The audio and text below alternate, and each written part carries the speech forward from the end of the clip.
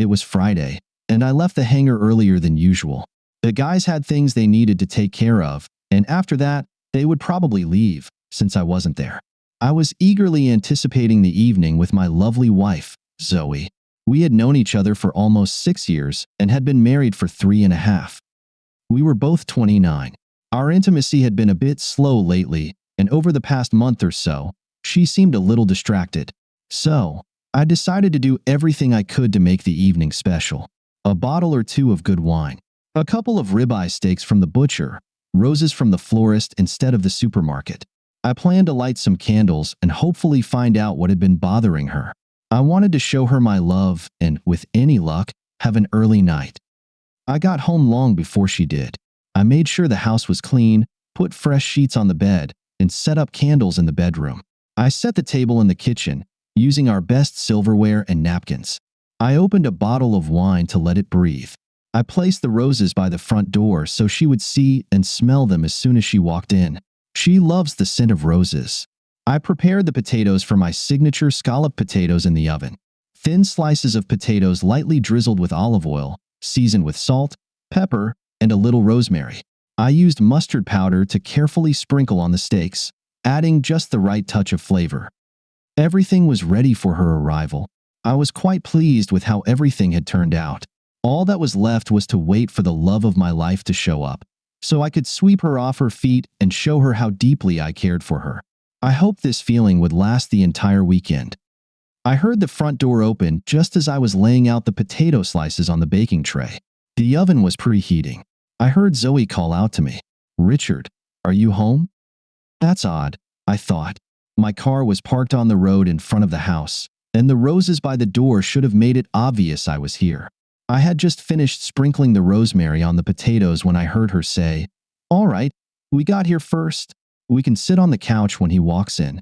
It'll look better if we're sitting, and he's standing. He won't be startled when we tell him." "Tell me what?" I asked, stepping into the living room, where I was met by a shocked Zoe and another man. At first glance, I knew who this man was. Zoe had been talking about him for the past couple of months. He was the new deputy head of HR, just over 180 centimeters tall, fit, blonde, handsome, and a little arrogant. I must have had a confused expression on my face. He wasn't taking things too seriously and just extended his hand. "Hey, Dick, I'm Gerald." In a daze, I shook his hand. He had a firm grip, a very firm grip. He stopped just short of crushing my hand. What a jerk. I just stood there. He smiled at me. Zoe spoke up. "Richard, we need to tell you something." Was he staying for dinner? I could defrost an extra steak, and Gerald would eat it. She continued, "I'm going to spend the weekend with Gerald. It'll be just one weekend." I didn't see that coming. "What?" "No." Gerald stepped forward. "This will be good for you. I'm going to teach her things you can only dream of. You'll enjoy being with her much more after this. It's only for one weekend, and she'll never do anything like this again." "No, never." I started to snap out of my shock. "If she does, I'll divorce her." Gerald walked right up to me, looked down at me, and said in a threatening voice, "No, you won't. You can't stop me." Still in that same threatening tone, he said, "No, I can't stop you, but I promise, on the day you file for divorce, you'll have trouble walking. From that day on, your life will be filled with pain. The choice is yours."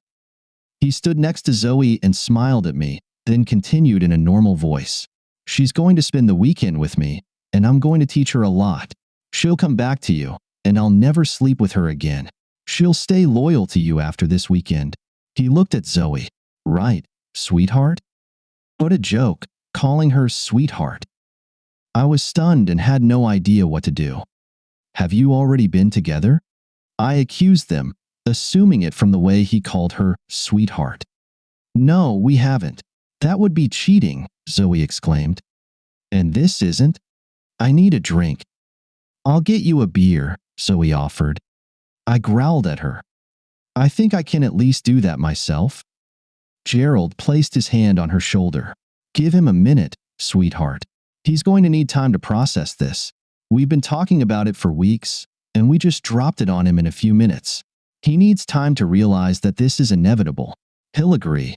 They always do. It was clear he had done this before. I rushed to the kitchen. I had a feeling Zoe wanted to follow me, but he held her back. At that moment, it was probably a good idea on his part. And what was with him calling her sweetheart? That really infuriated me. What an idiot. When I got to the kitchen, I saw the open bottle of wine. I poured a glass and took a big gulp. No, wine wasn't the right drink for this situation. I stormed into the garage, where I kept my beer fridge.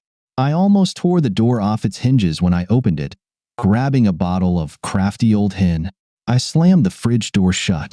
What a couple of damn fools, I thought to myself. I looked around for a bottle opener but couldn't find one. It must have been in the kitchen. Damn it. I didn't want to go back inside until I had gathered my thoughts. I used alternative methods we learned in the army.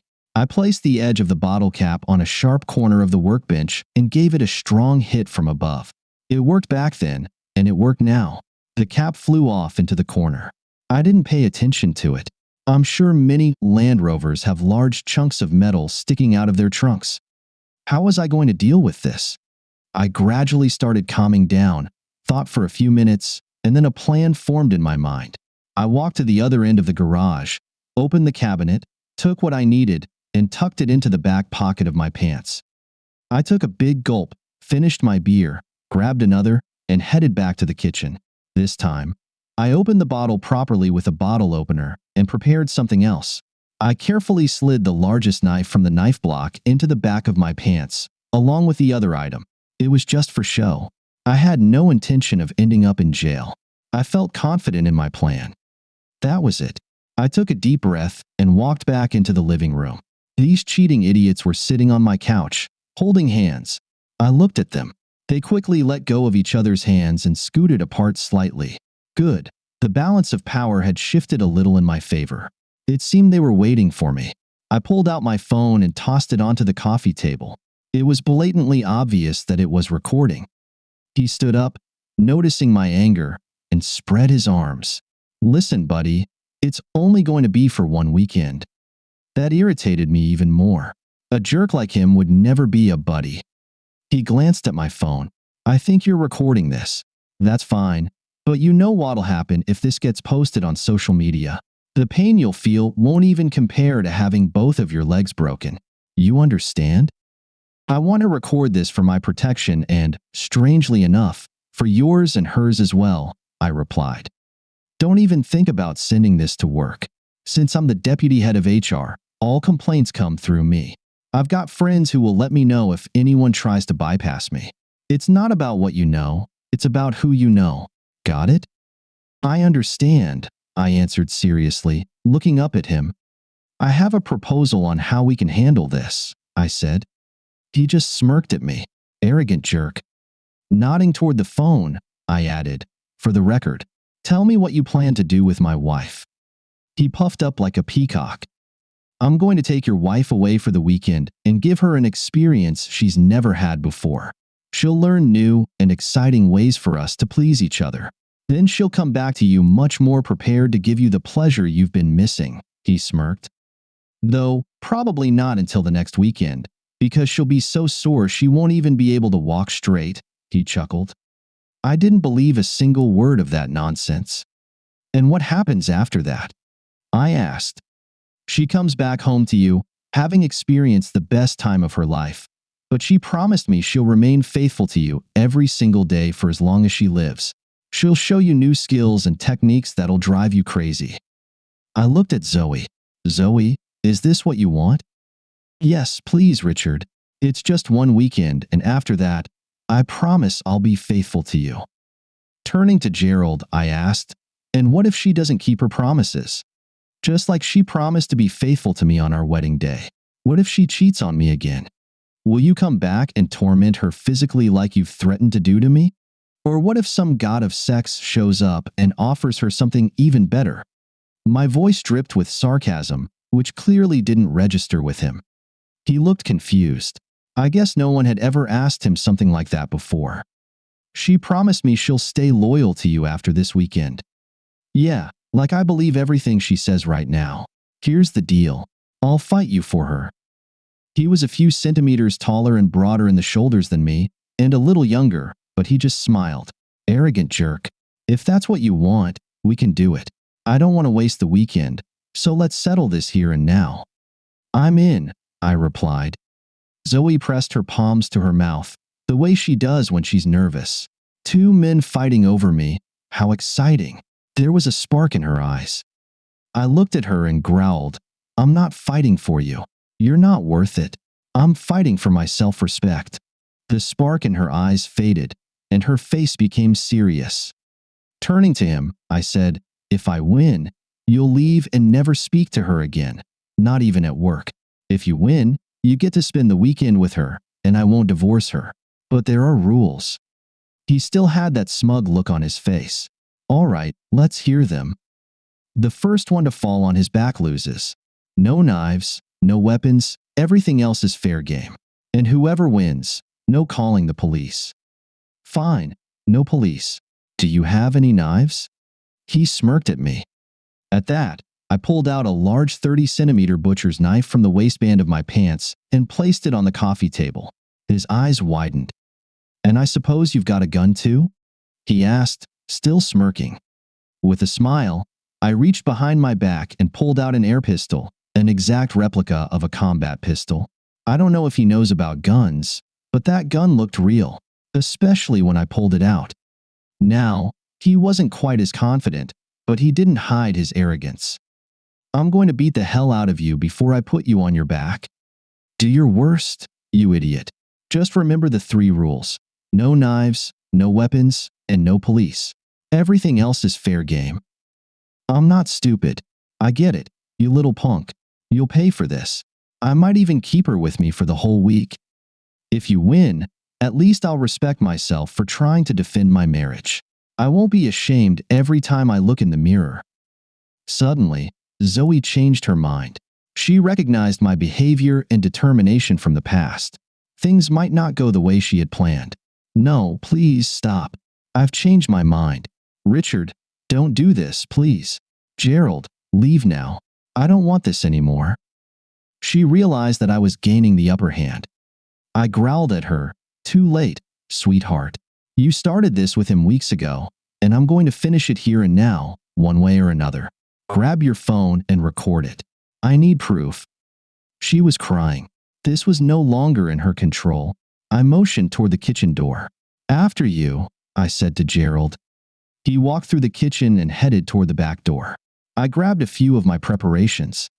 As soon as he stepped outside, I kicked him in the back, sending him face first into the flower bed. He scrambled to his feet and turned around, eyes blazing with anger. I just smiled and said, no rules. Not entirely true, but that didn't matter. The point was made. He was furious, just what I wanted. The balance of power shifted even further in my favor. It would have been nice if he had fallen on his back, but I didn't expect it. He swung at me with his right hand. He might as well have called ahead to warn me about the punch. It was so slow. I easily blocked it and then threw the contents of my right hand, salt, pepper, rosemary, and mustard powder, into his face. He clutched his face, screaming. I tried to push him down onto his back, but he managed to step backward. He lowered his hand and looked at me through tears, with snot running from his nose. I just walked up and punched him in the stomach as hard as I could. He doubled over but didn't fall. Now, he was holding one hand on his stomach and the other on his face. I kneed him in the groin with all my strength. He collapsed onto his knees and started retching. He didn't have enough hands to hold everything that was hurting. I tried to push him onto his back, but he resisted. So, I punched him hard in the face. He wobbled on his knees, but still didn't fall onto his back. My right fist landed on his nose, and blood sprayed everywhere. Damn, that had to hurt. You don't see that kind of pain on TV. I slapped him across the face with my open hand. His head snapped back, and then I hit him with the back of my hand. That was a dumb move, and my hand hurt like hell. I leaned in close to him and quietly said, "You can stop this. All you have to do is lie on your back." I raised my hand again. His knees buckled, and he collapsed onto his side, then rolled onto his back. The power balance was fully in my favor. I glanced at Zoe. Tears were streaming down her cheeks. I couldn't tell why she was crying. Grabbing Gerald by the hair, I yanked him to his feet. I wasn't gentle. I opened the gate to our garden and told him, "Remember this. You will never speak to her again, coward. And if the police come to visit me, this beating will seem like nothing." I shoved him through the gate and closed it behind him. The smell was gone too. He had clearly soiled himself. Zoe was still there, recording everything. "Send me a copy of that video to my phone," I said as I walked past her into the kitchen and washed my hands at the sink. At least Gerald would smell of rosemary from what I'd thrown on him earlier. I headed upstairs, and Zoe followed me. I grabbed a suitcase from the spare bedroom. I started taking her underwear out of the drawer and packing it into the suitcase. "What are you doing?" "You won. I'm yours," she said, watching me as I continued to pack her things. "We agreed I wouldn't divorce you if I lost. But as you just said, I won, which means I'm divorcing you. I suggest you go stay with your parents." I carried the suitcase downstairs, opened the front door, and threw it outside. I picked up my phone and dialed her mother's number. "Hello, Richard. This is a pleasant surprise. What can I do for you?" "Mary, would you be so kind as to come pick up your daughter? I'm divorcing her." With that, I hung up the phone. I sent her the audio recording of Gerald boasting about how he was going to spend the weekend with her daughter, and she said that's exactly what she wanted. Then I turned off my phone. I took Zoe by the hand, led her outside, then closed and locked the door behind her. I ignored the knocking, and after a while, it stopped. I expected a visit from the police, but they never came. Maybe Gerald was too ashamed to admit he'd been beaten by someone smaller than him. No matter. I spent Saturday sorting through all of Zoe's belongings and doing some calculations. When my grandparents passed away, the house was left to my sister and me. I took out a small mortgage to buy out her half. I'm sure I'll need to reimburse Zoe for the portion she paid toward the mortgage. I edited the video and audio clips and sent them to every email address I could find at Zoe's workplace. Idiots like Gerald must have made some enemies along the way. I'm sure they'll make sure this reaches the head of HR. On Sunday morning, Zoe's father came by to pick up the rest of her things. He looked at me and asked, "Is there any way that you could?" I guess the expression on my face gave him the answer to the question he didn't finish. We shook hands as he left. I suspect Zoe's parents were one of the reasons the divorce went so quietly. It's been just over 4 months since I filed for divorce. It was a Saturday afternoon. I was in the garage, cleaning my air guns. I had a shooting competition the next day. I heard the doorbell ring. I was about to get up when someone called out, "It's okay. I'll get it." It was Clara, the woman who kept my house in order. Clara appeared at the garage door. "There's a lady at the door who says she's your wife. About 170 centimeters tall, blonde hair, around 30 years old, maybe a little more. I've put the kettle on and left her in the living room." I went to the living room. It was Zoe. She looked nice. She had tried, but she seemed about 5 years older. She didn't look well. This was the first time I had seen her since I'd kicked her out. "What do you want?" "I'm paying you the agreed amount for the house." She looked at me. "Richard, I'm so sorry. I made a terrible mistake." He convinced me and promised everything would be okay. He told me that if you really loved me, you would let me go through with it. He sounded so convincing. He even had one of the girls tell me how it worked for her. "Is that other girl still married?" I knew the answer, but she wasn't sure. "I don't know. I don't work there anymore." After everyone got the video and audio recordings, I was so ashamed. No one wanted to talk to me. I had to leave. I have to ask, are you still seeing Gerald? No, I never intended to. He kept his side of the deal and never spoke to me again, but he didn't stay long. He missed a few days of work, and by then, everything had fallen apart, and they kicked him out of the building. Rumor has it, another husband beat him up. It wasn't me. When I dragged him to the back gate, I warned him. The police never showed up at my door, but I kept looking over my shoulder and stayed away from dark places. Serves him right. He's not a decent man. Decent men don't sleep with other people's wives. Please, Richard, can we try again? I'll never do something so stupid again. Please. I really love you, and I thought it was for your own good. But I'm sorry, honey. It was a mistake, and I never should have done it, she pleaded with me. At that moment, Clara entered, carrying a tray with cups, saucers, a teapot, a milk jug, and some biscuits. Setting the tray down on the coffee table, she said, "You might want to let it steep for a while." Then she disappeared back into the kitchen. Zoe watched her leave. "Or have you already found someone to replace me?" "That's Clara. She cleans here once a week. She's a cleaner at our hangar. I work so much that I don't have time for it myself. I had to take out an extra mortgage just to pay you. So, is there any chance?" "Please, Richard." I poured myself some tea and took a sip. It was weak, and I should have waited, just like Clara had suggested. "It's been almost 4 months, and I haven't heard a word from you. You haven't contested the divorce. Why now?" She looked down at her knees, embarrassed. "I know I made a terrible mistake. I wanted to give you time. I hoped you'd miss me, and I had to gather the courage. My mom said that if you love me, you could give me another chance. Dad said I'm wasting my time, but I had to try. Richard, please." I took another sip of tea. Clara came in with a tray full of cleaning supplies and headed upstairs. "I'm just going to tidy up upstairs. There's nothing in your bedroom I shouldn't see, right?" She chuckled softly. "Hope you've put away all your bondage gear." And with that, she ran upstairs without waiting for an answer. I looked at Zoe. "That's her little joke. You know we never got into anything like that. Maybe we should have, but you never wanted to explore anything out of the ordinary, except with that idiot. Even doggy style was too much for you." Zoe looked at me, but I didn't answer her question. I was still angry with her, but I kept myself in check. "What do you think? You blindsided me, telling me you wanted to spend the weekend with another man. You planned it for weeks and gave me 2 minutes to decide, threatening me with violence if I didn't agree. You got excited at the thought of 2 men fighting over you, hoping your lover would win so you could enjoy your weekend of wild sex, then come back and expect everything to go back to normal.